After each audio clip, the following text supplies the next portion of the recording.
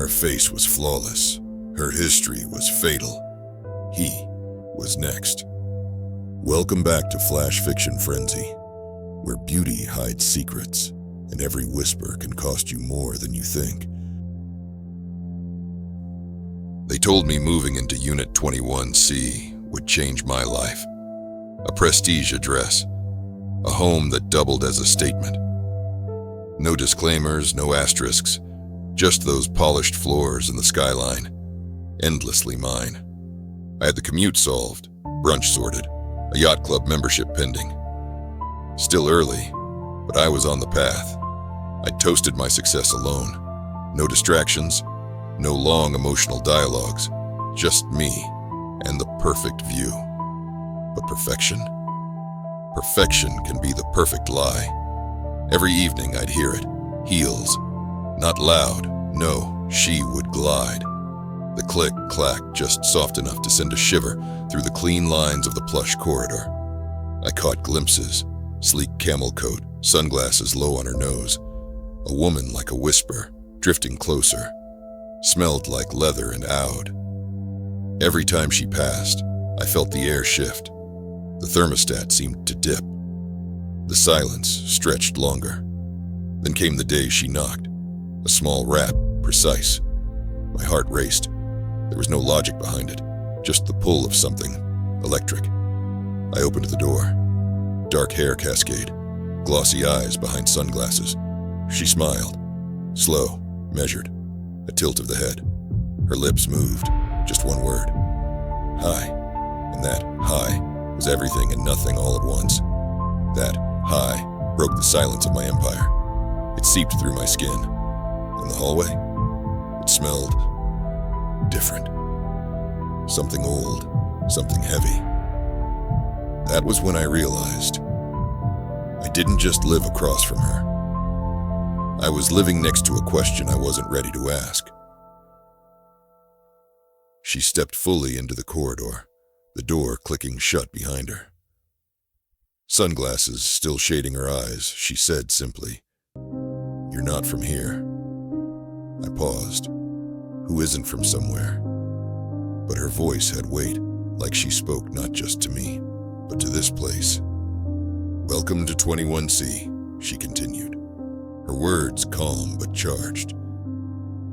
I closed the door behind me. The soft thud, like the building's heartbeat. "Why say that?" I asked, stepping closer. She paused, fingering the lapel of her coat. "Because this place changes people," she said, stepping off the polished marble into softer carpet.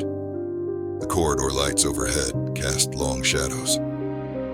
"There's something behind that glass at the end," she whispered. I swallowed. "Show me." She glided down the hall.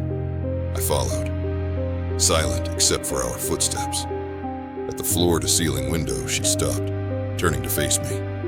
The night pressed against the glass. "What you see isn't what it seems," she said softly.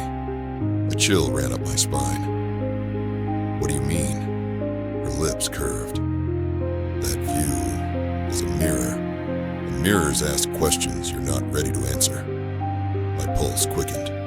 "What question?" She stepped closer, voice low. "You decide. Did you come here, or were you brought?" The hallway spun in the hum of overhead lights, and I realized this wasn't a welcome. It was an offer, a choice, and I had already taken the first step.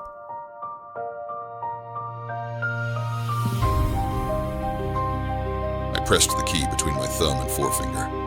It felt colder than it looked, too deliberate, too precise. I stood before the glass. My reflection stared back, familiar, yet wrong.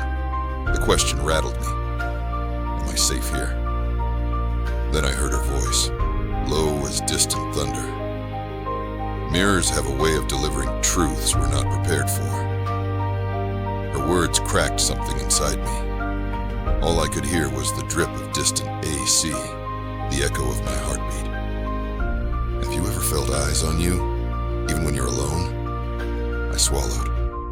She didn't move, just stepped closer. narrowing the distance between us. She didn't answer. She just pointed toward an unlit side door. That's where the place reveals itself. A cold swell pulsed in my chest. My breath hitched. Reveal itself? How? She paused, long enough for the corridor to hum with tension. The walls seemed to watch, like turning the light on in the basement. The lights flickered low. My heart raced. The key felt heavy in my hand. I want to know, I whispered. Her expression remained unreadable. She tilted her head once, then follow. She extended the key toward the door. Light from the sconces glinted on the metal. I took a step forward. Is this safe? I asked, voice barely above the drip. She leaned in, breath warm behind my ear. Safe? She echoed, voice low. Or true? Silence dropped. My reflection in the glass shattered, unnamed, unseen. I held my ground. Then show me. The key turned in the lock with a click. The door creaked open just enough. We stepped inside together. It closed behind us. Slow, final. The drip stopped, and then only one question remained, echoing in the dark.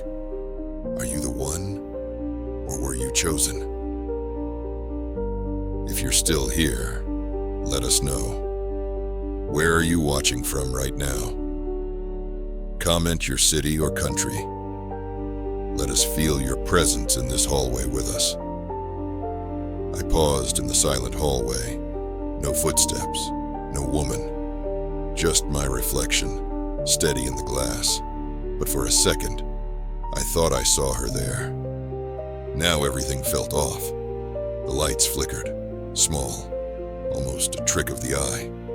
I leaned closer, scanning empty corridor walls. No signs of her, no footprints, no whispers. My breath caught. This wasn't discovery, it was doubt. Could beauty be a mirage, a trick of light, or of longing? My reflection lingered longer than it should have, almost as if it was watching back. Life thought. When we crave connection, our minds can supply illusions, but illusions can be dangerous. I watched the floor reflect 21C, the shiny marble and key at my feet. It felt colder now, abandoned. I realized there was never a woman. No voice, no footsteps. Just the echo of my own heartbeat and my own desire. I asked around, the concierge, neighbors. No one's ever been here. No such person. I took a breath and whispered, was I chosen or was I deceived? Her words came back to me, not spoken, but remembered. Proverbs 7 says, with her many seductive words she entices him. With smooth talk she leads him astray. He follows her immediately, like an ox going to the slaughter, till an arrow pierces his liver. That hit like ice. It wasn't an invitation. It was a trap. Beauty that dripped like honey, only to leave me bitter as wormwood.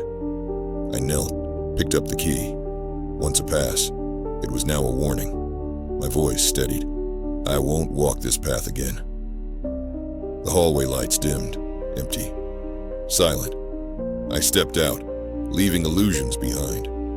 This isn't fiction. It's Proverbs 7 in cinema. Some reflections aren't mirrors. They're illusions, crafted with charm, dripping in perfume, deadly in silence. Proverbs 5 warned us. Her lips drip honey, her speech smoother than oil, but in the end, bitter as wormwood, sharp as a double-edged sword. Proverbs 7 made it clear.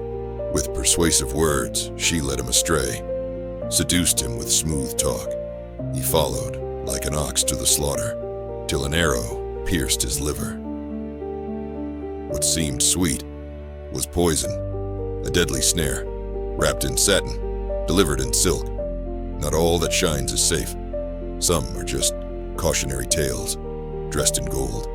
But this is your warning, because sometimes the reflection you're chasing is the one that destroys you. Guard your heart above all else. Proverbs 4:23. If this hallway gripped you, do the smart thing. Hit like, subscribe, and tap that bell so you never miss a new mystery. Whether you're here on Flash Fiction Frenzy or visiting via frenzyme.us, you're officially part of the journey. Now it's your turn. What did you feel as you watched? Drop your takeaway in the comments. We'll be here, heartbeat by heartbeat.